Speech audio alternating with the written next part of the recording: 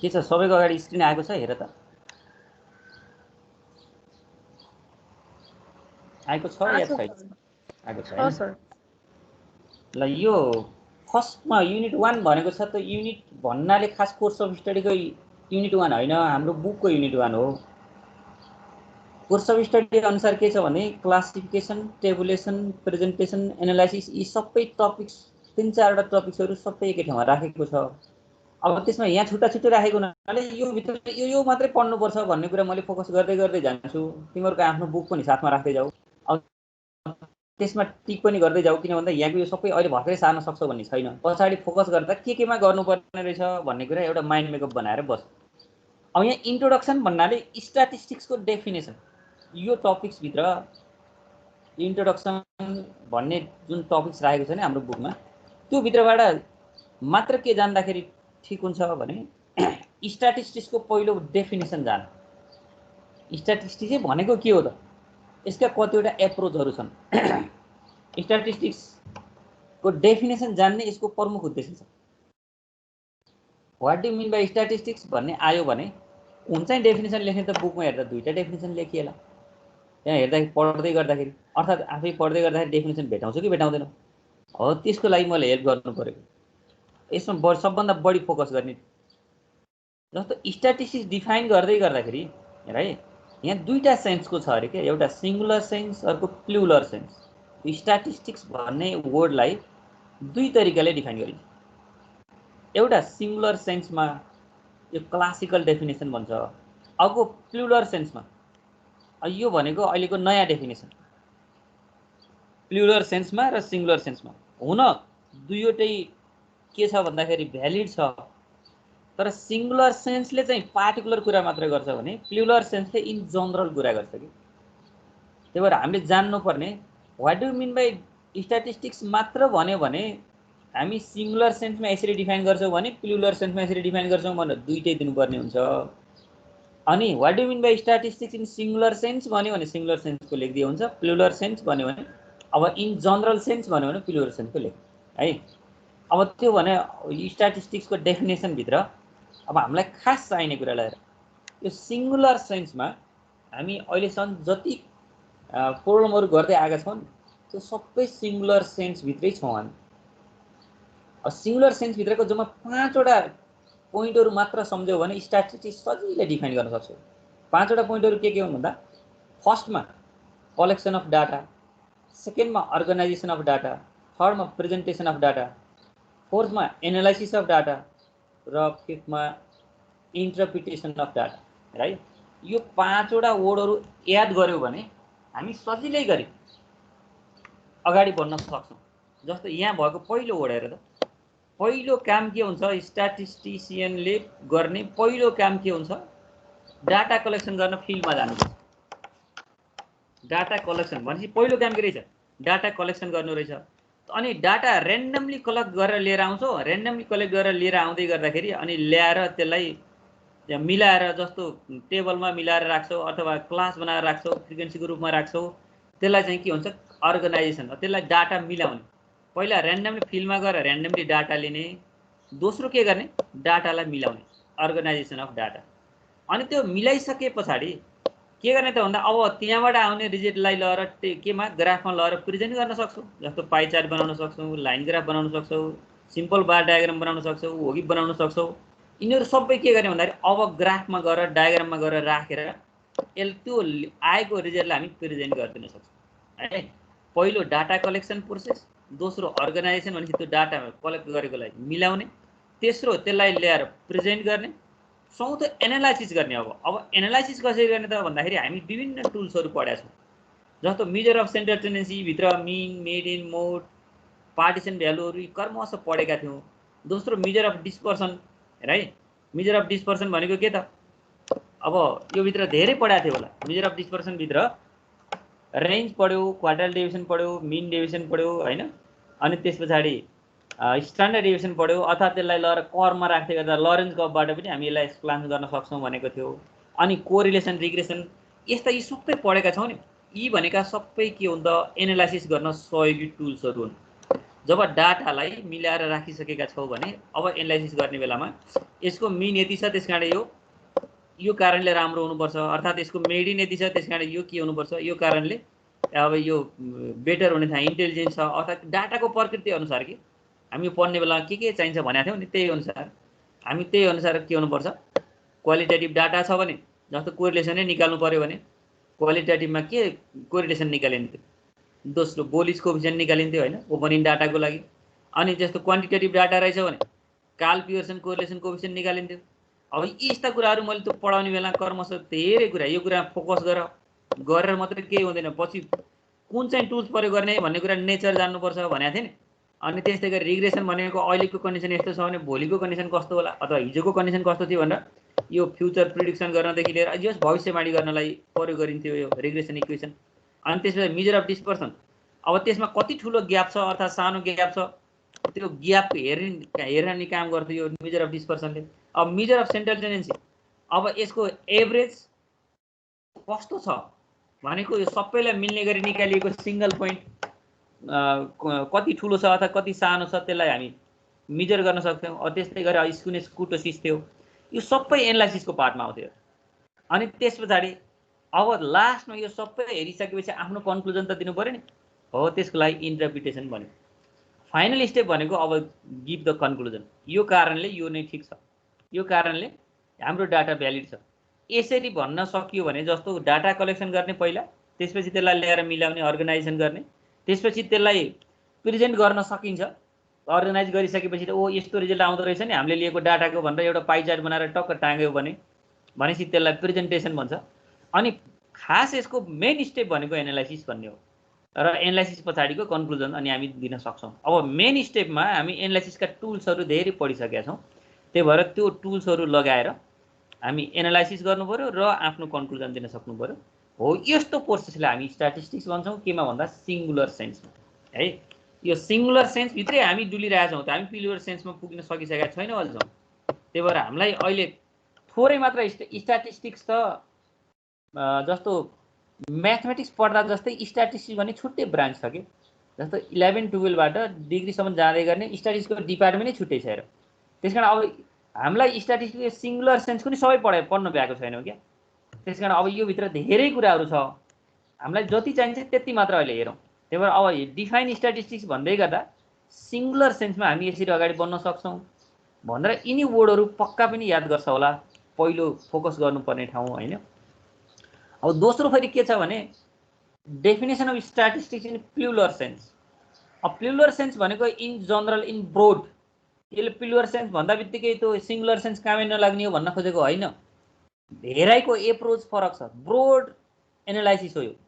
जस्तो singular सेन्सले clear picture दिएको छ, ओ स्ट्याटिस्टिक्स भनेको त यस्तो रहेछ नि, फिल्डमा गएर डाटा कलेक्सन गर्ने रहेछ, त्यो ऱ्यान्डमली डाटा कलेक्ट गरेपछि ल्याएर मिलाउनु पर्ने रहेछ, अर्गनाइजेसन गर्नुपर्ने रहेछ, अनि त्यसलाई लगेर हामी कस्तो डाटा लिएर आएछौँ त भनेर हेर्नको लागि ग्राफमा लगेर प्रेजेन्ट पनि गर्न सकिँदो रहेछ।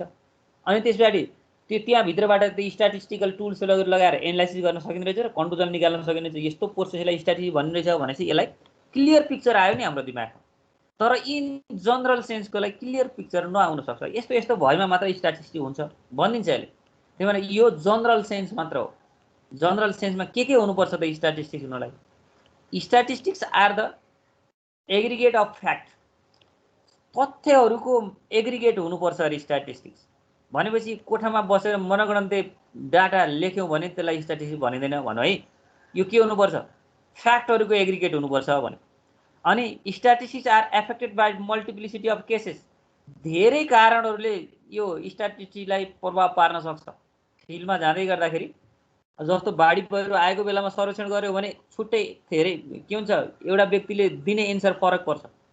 अनि त्यस्तै गरी के हो, हिउँदमा गयो अर्थात् यसको अर्थ पानी नपरेको सहज कन्डिसनमा गएर त्यही क्वेसन सोध्यो भने उसले दिने एन्सर फरक स्टाइलको आउँछ, उही क्वेसनको एन्सर पनि फरक आउँछ, रिजल्ट फरक आउनुपर्छ। भनेपछि स्ट्याटिस्टिक्सलाई मल्टिप्लिसिटी अफ केसेस, धेरै केसहरूले यसलाई प्रभाव पार्न सक्छ है।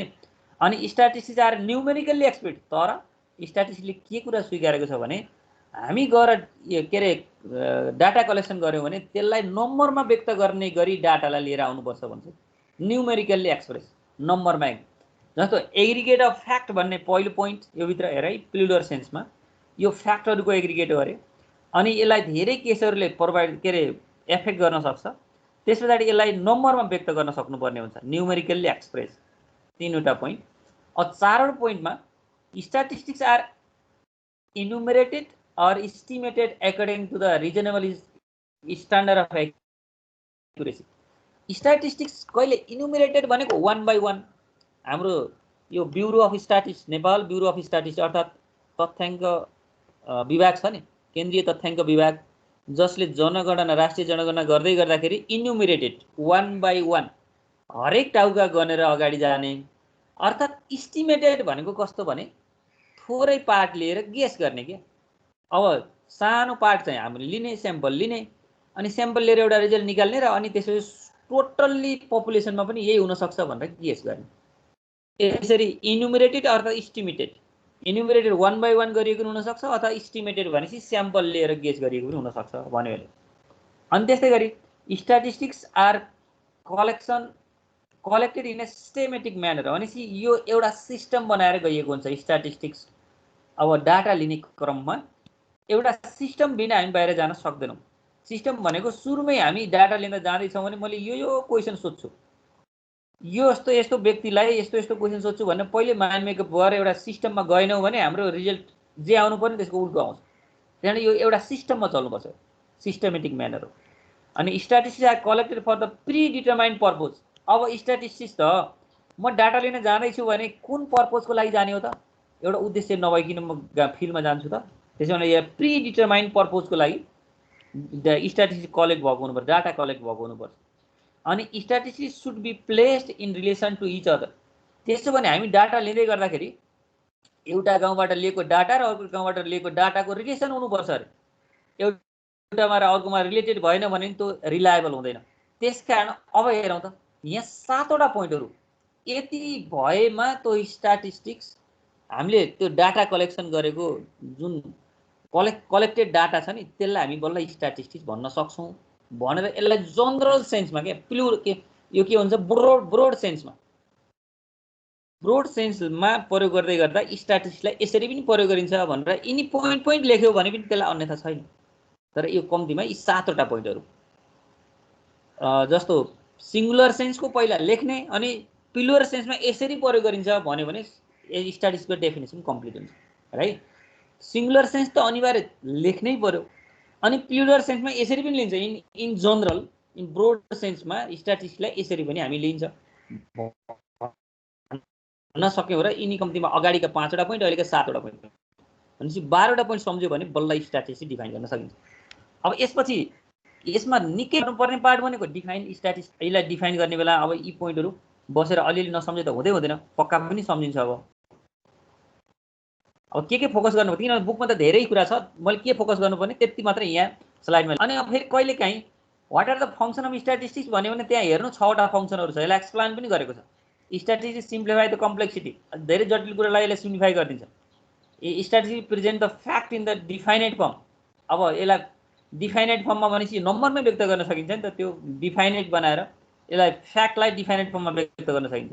स्ट्याटिस्टिक्स फेसिलिटेट्स कम्पेरिजन, स्ट्याटिस्टिक्सले एउटा र अर्को कस्तो छ भनेर तुलना गर्न मिल्छ। Statistics helps in formulating policies. अब यदि जब डाटा भयो भने त यस्तो डाटा रहेछ भनेपछि पोलिसी अर्थात् के भन्छ रुलहरू बनाउन सकिन्छ यसबाट। जस्तो विशेष गरी पोलिसी मेकरहरूको लागि डाटा अनिवार्य चाहिन्छ कि यस्तो कन्डिसन रहेछ, अब मैले यो नियम बनाउनुपर्छ भनेर यस्तो पोलिसी बनाउनुपर्छ भनेर पोलिसी फर्मेसन गर्नलाई सहयोग गर्छ। Statistics help for in forecasting for the future भनेपछि अब स्ट्याटिस्टिक्सका टुलले त जस्तो रिग्रेसन प्रयोग गर्दै गर्दाखेरि भोलि भने यस्तो हुन्छ भनेर सजिलै एनालाइसिस गर्न सक्थ्यो, त्यस कारण यो फोरकास्टिङ पनि गर्न सक्छ। Statistics help formulating and testing hypothesis भनेपछि अहिले हामी यो कुरा बुझ्दैनौँ। स्ट्याटिस्टिक्समा हाइपोथेसिस टेस्टिङ भन्ने एउटा छुट्टै ब्रोड सेन्सको के छ एउटा टपिक छ जुन एमबिएसमा गएर त्यो कुरालाई पनि यहाँ स्ट्याटिस्टिक्सले नै सहयोग गर्छ। यसका फङ्सनहरू भए अनि यसका आफ्नै लिमिटेसन छन्। स्ट्याटिस्टिक्सले के सबै काम गर्छ त? सबै काम गर्न सक्दैन। स्ट्याटिस्टिक्सले इन्डिभिजुअलसँग केले कम्पेयर गर्न सक्दैन। Statistics does not deal with individual, यसले कन्सर्न राख्दैन एकजना व्यक्तिको मात्र स्ट्याटिस्टिक्स लिन सकिँदैन। Study does not study qualitative phenomena. अब स्ट्याटिस्टिक्सले क्वालिटेटिभ नम्बरमा व्यक्त नगर्ने कुराहरू के गर्न स्टडी गर्न सक्दैन भन्छ। भनेको अर्थ अब हामी क्वालिटेटिभ लिए पनि त्यसलाई क्वान्टिटेटिभ बनाएर हेर्नुपर्छ। जस्तो सबैभन्दा 10 वटा सारीहरूमध्ये सबैभन्दा मलाई राम्रो लाग्यो भनेपछि त्यसलाई 1 अनि त्यसपछिको राम्रोलाई 2 गरेर क्वालिटी रहेछ भने नम्बरमा लगाएर मात्रै यसले बुझ्छ, नम्बरमा नलगाएसम्म स्ट्याटिस्टिक्सले बुझ्दैन भन्न खोजेको यो। अनि त्यस्तै statistical laws are not exact. अब स्ट्याटिस्टिक्स जस्तो मैले एभरेज अनुसार कुरा गरेँ भने हाम्रो क्लास टाँटो छ या कमजोर छ भन्दै गर्दा मैले एभरेजमा कुरा गरेँ होइन ठिक्क छ भने अब यसको मिनिङ फेरि अत्यन्त के अरे कमजोरलाई पनि बायस गरियो, अत्यन्त टाँठोलाई पनि बायस गरियो नि। हेर त्यसकारण यो स्ट्याटिस्टिक्स एक्ज्याक्ट हुँदैन क्या, सालाखाला अलिअलि सबैलाई मिलोस् भन्ने हो यो। जस्तो मैले मेजर अफ सेन्ट्रल टेन्डेन्सीको कुरा गर्दाखेरि के हुन्छ, यहाँ सबैको एज कति रहेछ 19 रहेछ भन्दै भने 21 हुनेलाई पनि अन्याय भयो, 17 हुनेलाई पनि अन्याय भयो नि। त्यसकारण यो के हुन्छ एक्ज्याक्ट हुँदैन। अनि statistics is only a means, यो एउटा टुल्स मात्र हो, साध्य। यो चाहिँ के हो त, साधन मात्रै हो, यो साध्य होइन। Statistics is liable to be misuse. अब किनभने स्ट्याटिस्टिक्स जब डाटा लिएर आएर जसले एनालाइसिस गर्ने हो त्यो एनालाइसिस गर्ने बेला उल्टो एनालाइसिस गर्यो भने त मिसयुज पनि हुनसक्छ। त्यसकारण यो स्ट्याटिस्टिक्सको मिसयुज हुनसक्छ भने त्यसका आफ्ना लिमिटेसनहरू भइरहेको हो। अब पहिलो युनिटभित्र अब हाम्रो बुकले लेखेको पहिलो युनिटभित्र हामीले के गर्न सक्छौँ, यति कुरालाई फोकस गर्न सक्छौँ है। यसमा सबैभन्दा फोकस गर्नुपर्ने के हो, डेफिनेसन अफ स्ट्याटिस्टिक्स नै हो। अरू सर हेरेर अगाडि बढ, अरू यसमा त्यस्तो अन्यथा केही पनि छैन। यहाँ फोकस गर्नुपर्ने अरू मैले देख्दिनँ। अब त्यसपछि हामी दोस्रोमा जाउँ। हेर त तिमीहरू लाइन गएछ, कतिजना साथीहरू बाँकी रह्यो अहिले?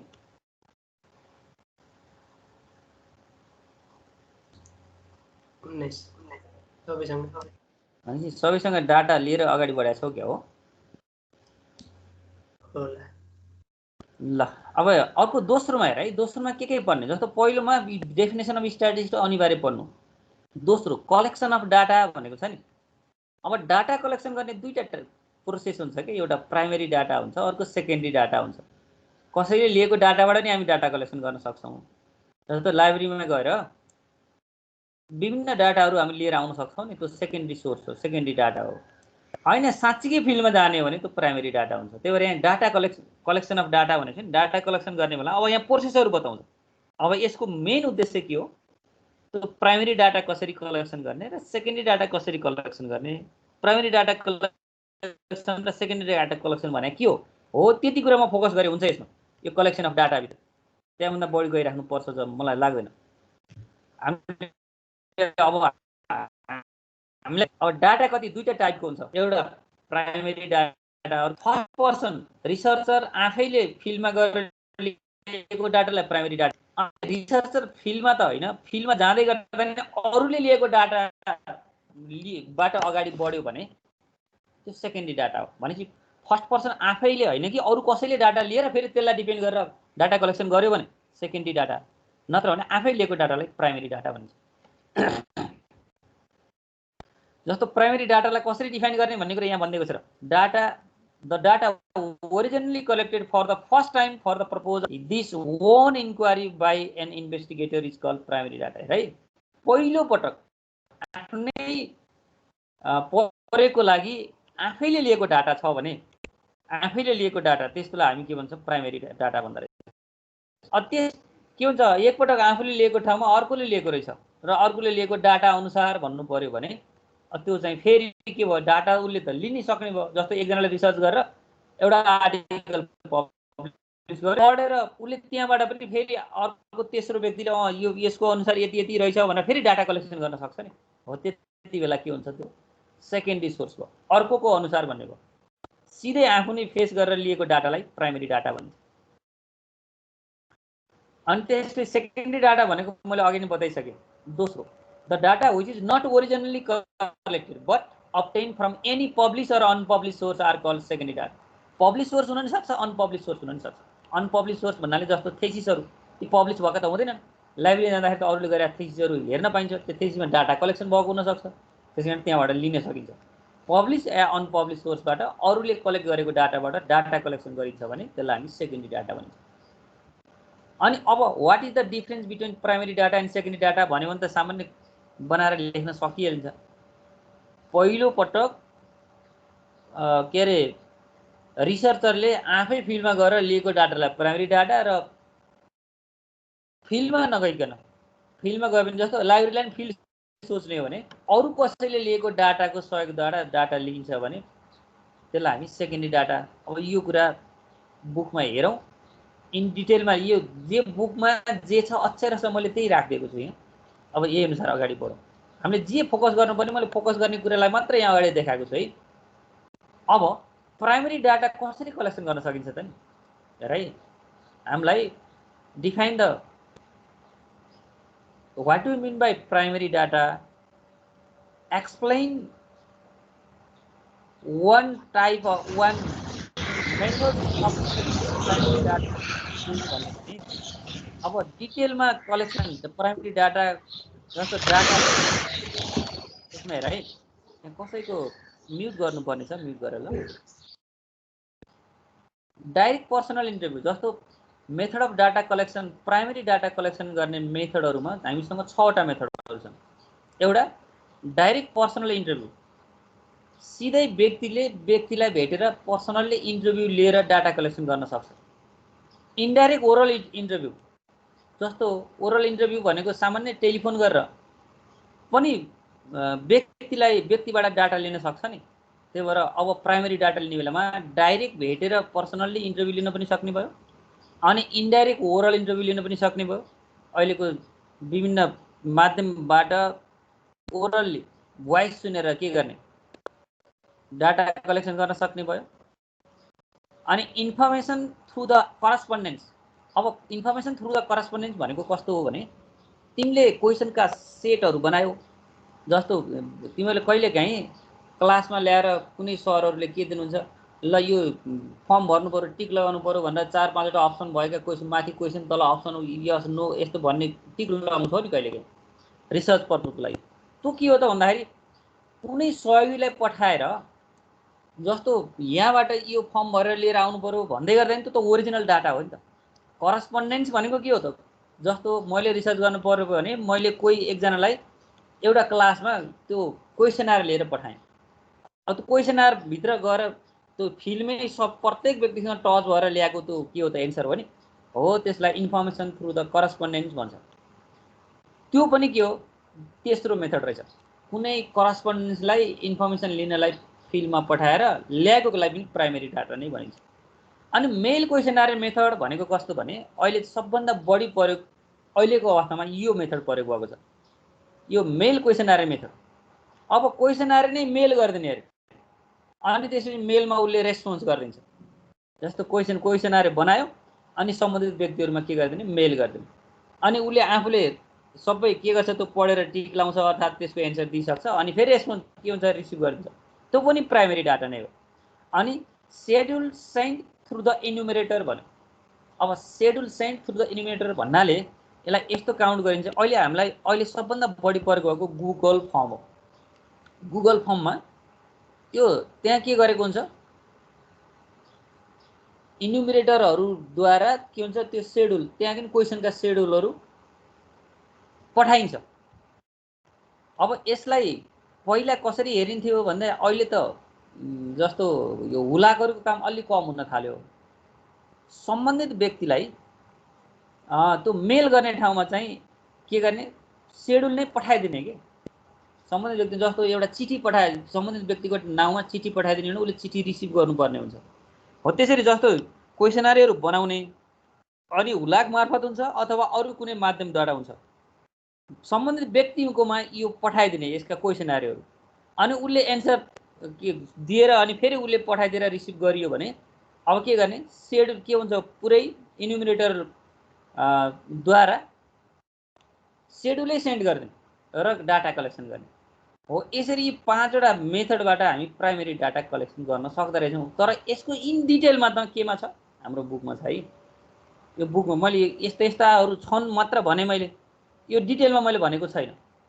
अब त्यसमा चाहिँ यो यसको बारेमा कुनै एउटाको एक्सप्लेन गर भन्न आउन सक्छ, त्यसमा बुकबाट हेर यो प्रत्येकको एउटाको त्यहाँ के गरेको छ, एक्सप्लेन गरिदिएको छ, त्यहाँ इक्जाम्पल सहित एक्सप्लेन गरेको छ।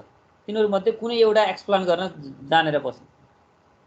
अनि सोर्स अफ सेकेन्डरी डाटा अरे, अब यसमा दुईवटा टाइपको डाटा थियो। प्राइमेरी डाटा कलेक्सन गर्ने मेथडहरू भयो।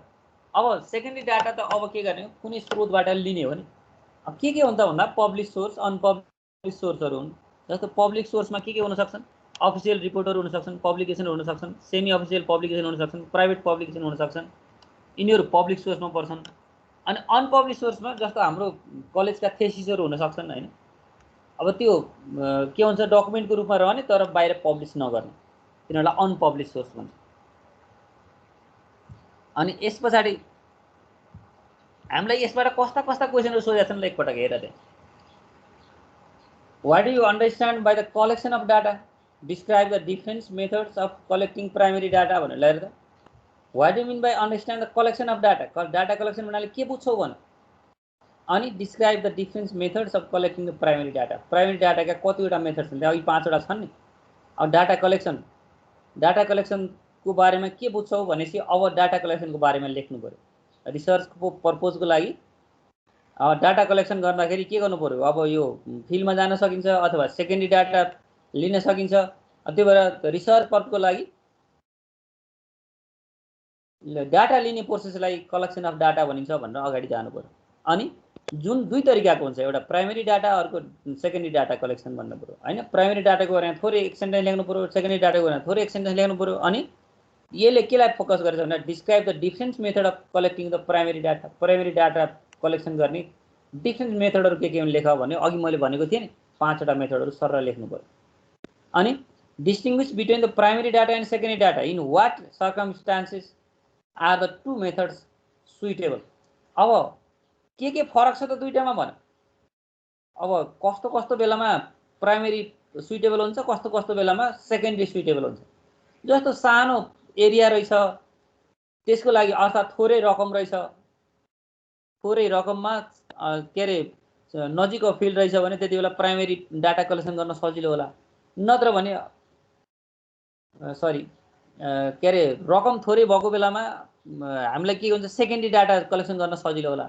अलि रकम धेरै रहेछ अथवा त्यो प्रोजेक्ट अलिक ग्रान्ड प्रोजेक्ट रहेछ भने त्यति बेला प्राइमेरी डाटा कलेक्सन गर्नुपर्ने होला। भनेपछि अब के हुन्छ, त्यो आर्थिक हिसाबले पनि यो डाटा कलेक्सनको मेथड गर्ने बेलामा फरक पर्दो रहेछ। भन,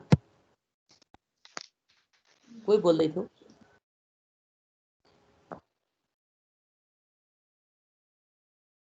कोही बोल्दै थियो भने बोल ल।